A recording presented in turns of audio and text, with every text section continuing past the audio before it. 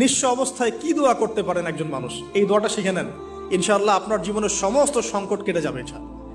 আমি নিজেও ওই দোয়াটা বেশি বেশি করার চেষ্টা করি। দোয়াটা হচ্ছে, মুসা আলাইহিস সালাম একটা গাছের নিচে হেলান দিয়ে বসলেন, বসে দেখলেন দুইজন মেয়ে দাঁড়িয়ে আছে দূরে, পানি নিতে পারছে না, লোকজন পানি নিয়ে যাচ্ছে, ওরা দাঁড়িয়ে আছে বেচারি। মুসা আলাইহিস সালাম গিয়ে বললেন, কি সমস্যা আপনাদের? এটা নিয়ে আপনারা আবার মেয়েদের সাথে কথা বলার চেষ্টা করেন না, ঠিক আছে? তো মাহারাম গায়রা মাহারাম মেনে চলে। তারা বললেন যে আমাদের বাবা অনেক বৃদ্ধ মানুষ, আমরা পানি নিতে পারি না যতক্ষণ না আমাদের কম পানি নিয়ে চলে যায়।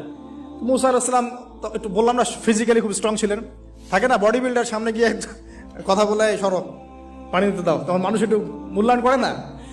তো মুসা আলাইহিস সালাম এভাবে পানি নিয়ে দিলেন এবং বাছুরদেরকে পানি পান করালেন, করিয়ে গাছের নিচে এসে বসে আছেন। বসে বসে তিনি দোয়া করছেন, এই যে দোয়াটা তিনি দোয়া করছেন, রব্বি, একটা নেক কাজ করলেন, নেক কাজ করলেন না, মানুষের উপকার করলেন, নেক কাজ করে এসে গাছের নিচে বসে দোয়া করছেন, আল্লাহ এখানে তো আমার খাবার পানি বাসস্থান কিছুই নাই, আমি কি করব?